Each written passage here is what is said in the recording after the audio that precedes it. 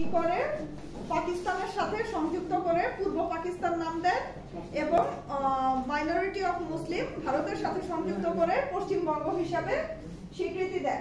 সেটাই বলেছে, east Pakistan Muslim majority, West Bengal Muslim minority. এটা কখন হয়? এটা হয় 1947 সালে। তার আগে মুসলিম শাসন কিভাবে ধীরে ধীরে ধীরে ধীরে উপমহাদেশে বিস্তৃতি লাভ করে সেই সম্বন্ধে এখন আমরা জানবো। ওকে, এখন আসি মুসলিম রুল ইন বেঙ্গল।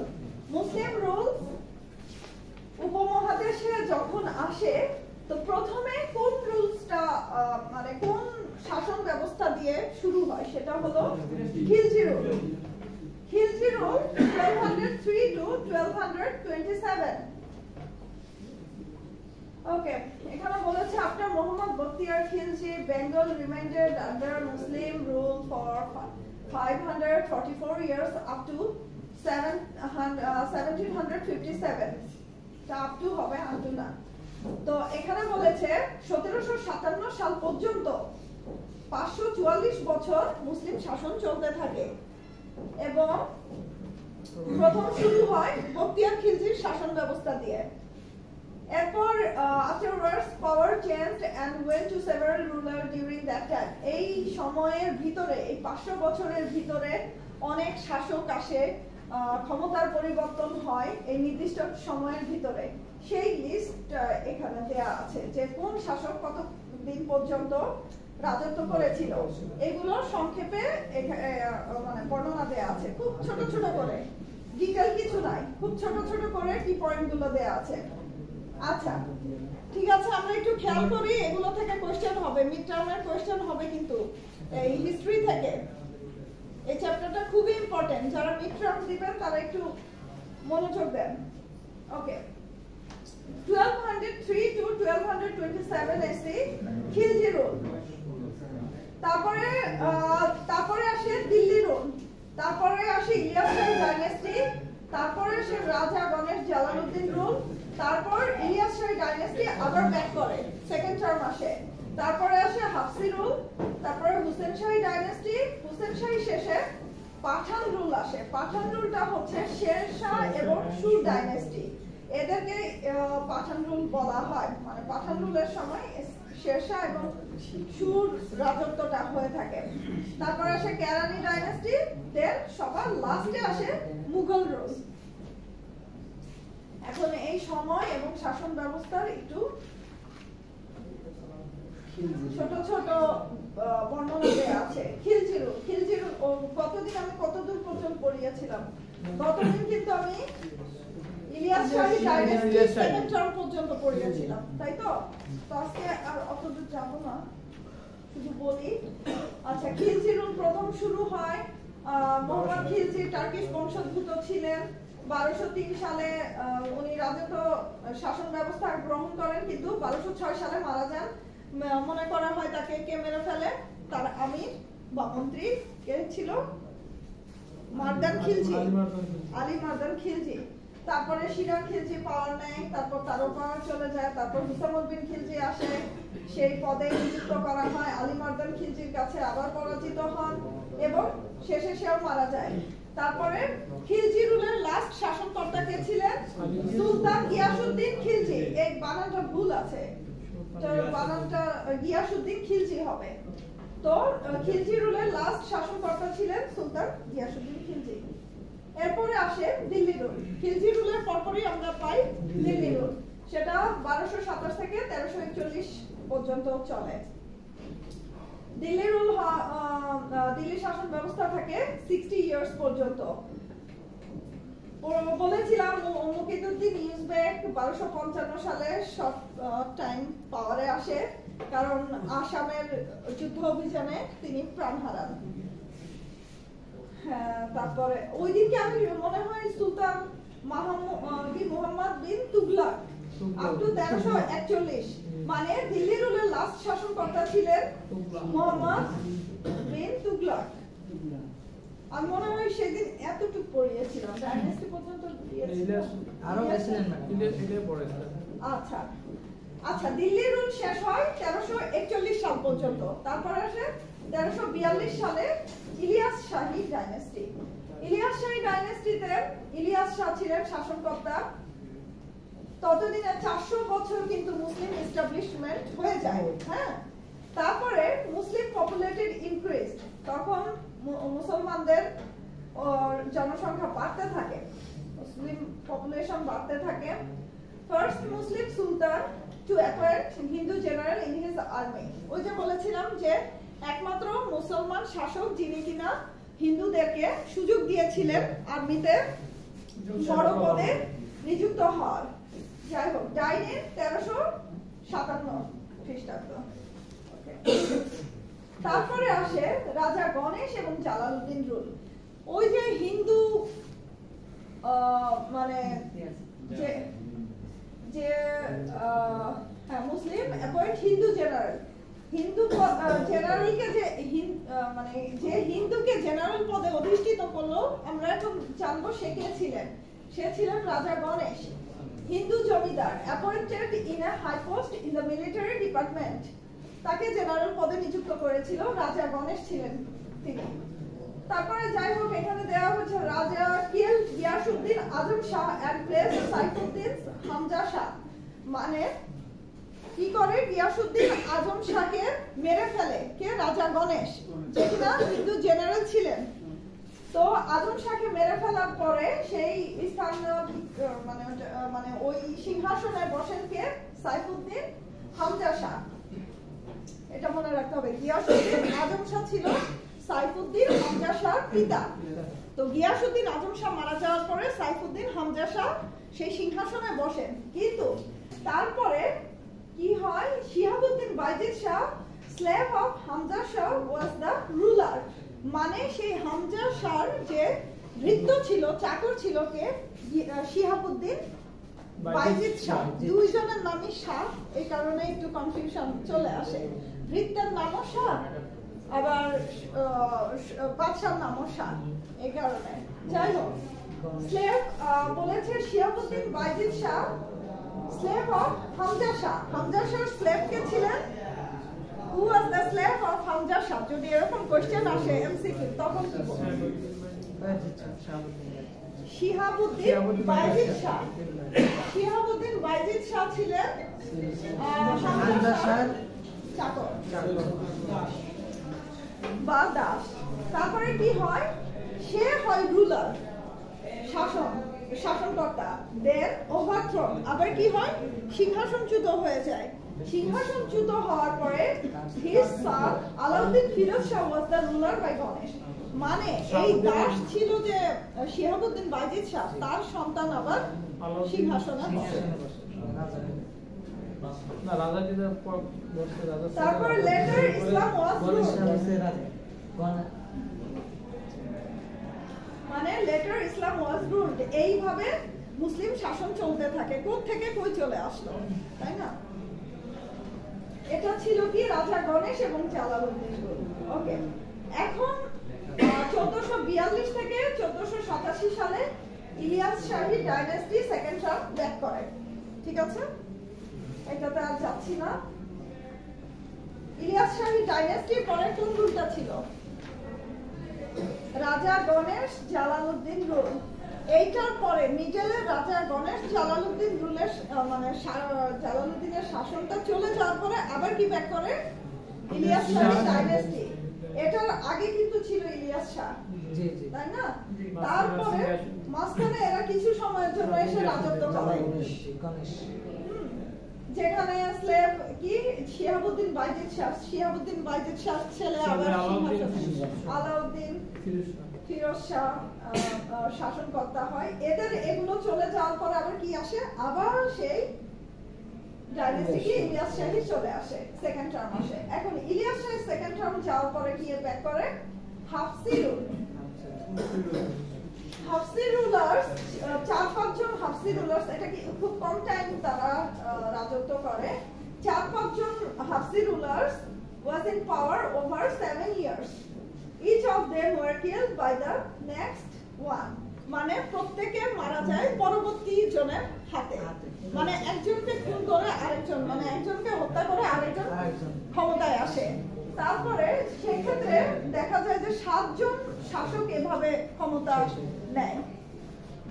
তারপরে ফিরোজ শাহ মালিকি was best and ruled for 3 years।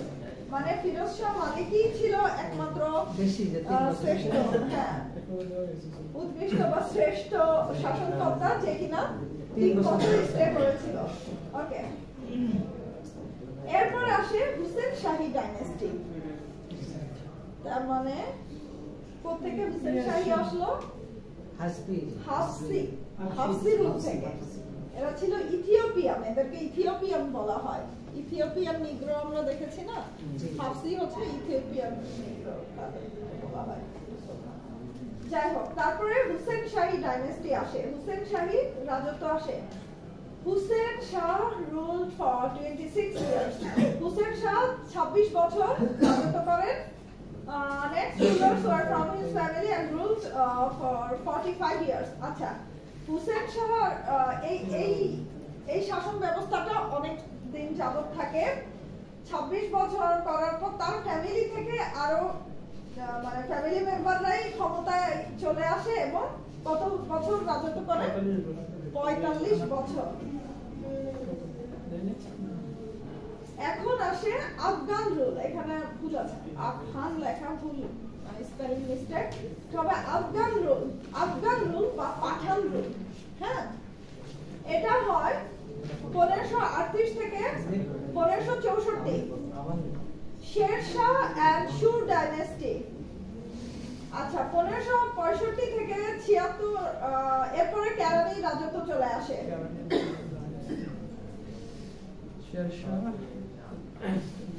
এত কিছু মনে রাখা তো অনেক কঠিন হয়ে যাবে না?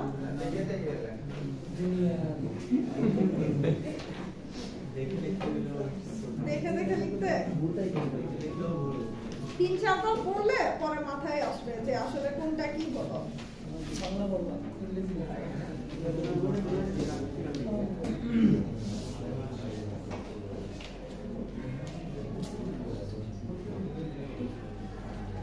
আচ্ছা, আফগান রুলটা শুরু হয় 1500। এখন আমরা কিন্তু 1700 সালের দিকে চলে আসতেছি, হ্যাঁ, মানে ধীরে ধীরে কিন্তু মুসলমান শাসন মানে শেষ পর্যায়ে চলে আসছে। ওকে, আফগান রুল 1538 সালে স্টার্ট হয়। তারপর Sher Shah established Sur dynasty in Bengal. Afghan রুলের প্রতিষ্ঠাতা ছিলেন শের শাহ। শের শাহ, জি, বানান যে অনেকগুলোই ভুল, মানে একটু কারেকশন করা যায়। যেমন গিয়াসউদ্দিন বানানটা ভুল, তারপর আপনি ইন্ডিয়া জায়গায়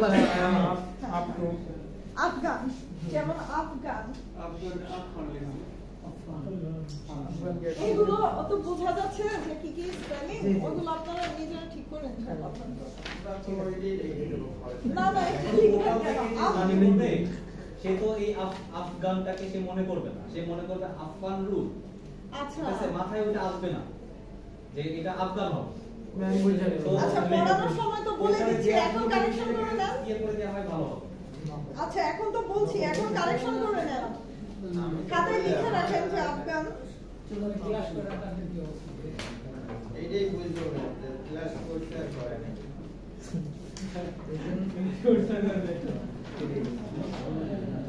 আচ্ছা, ঠিক আছে। আফগান রুলের আফগান শাসনের শাসনকর্তা কে ছিলেন? Sher Shah. Sher Shah established Shur dynasty in Bengal। আচ্ছা, after battle of Chosha he declared himself independent Sultan of Bengal and Bihar।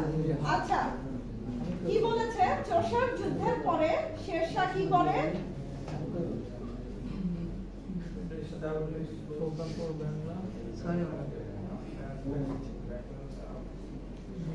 পিছনে কথা হচ্ছে, পিছনে যদি কথা হয় তাহলে পড়াটা যদি না বুঝেন পরে তো মাথায় থাকবে না।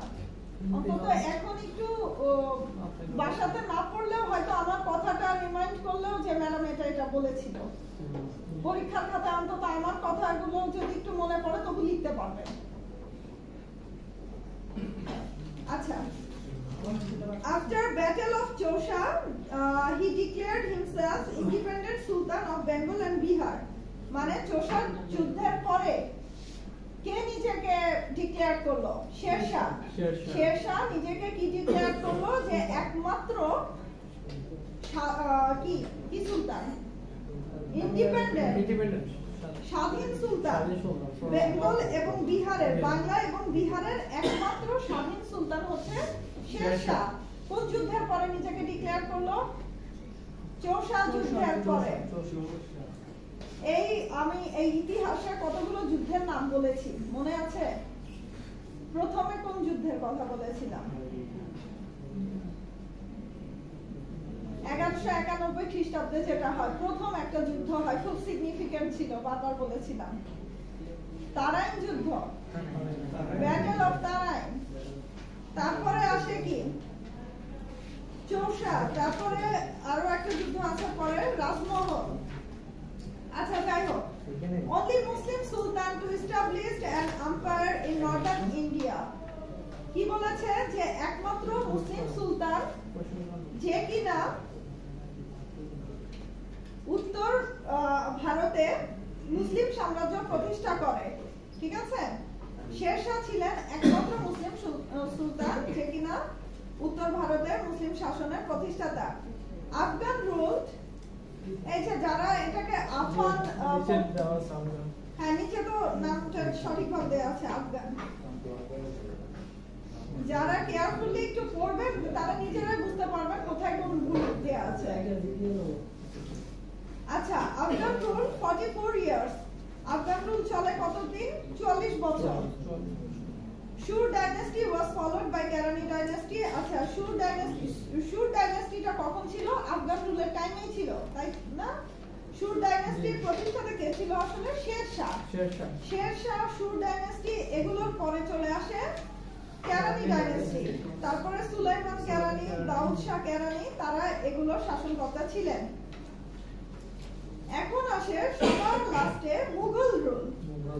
মুঘল রুল 1576 to 1757 1757 সাল পর্যন্ত মুঘল রুল চলে। মুঘল রুলটা কিন্তু অনেক বড়, অনেক কিছু এর ভিতর আছে। আওরঙ্গজেব আছে, জি,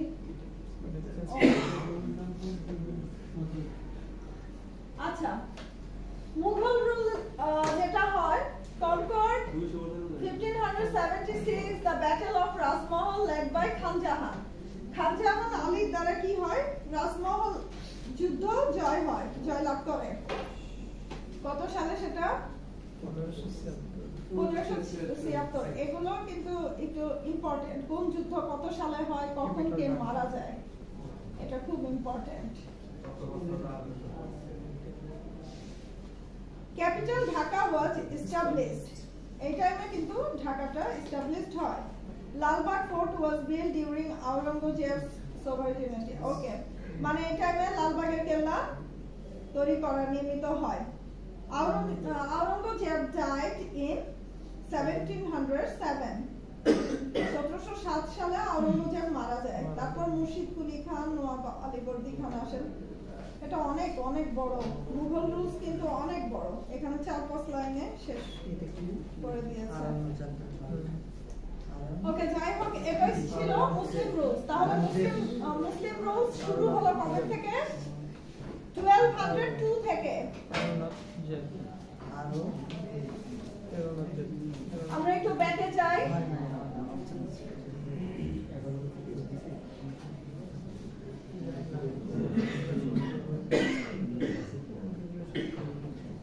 আচ্ছা, তাহলে মুসলিম রুলস শুরু হলো কি 1203 থেকে, তাই তো? শেষ হলো মুঘল রুল দিয়ে 1757। মানে এত সব বছর, কতশো বছর? 500 বছর। এতশো বছর ধরে এই মুসলিম শাসন ব্যবস্থা চলতে থাকে, প্রায় until 18th century।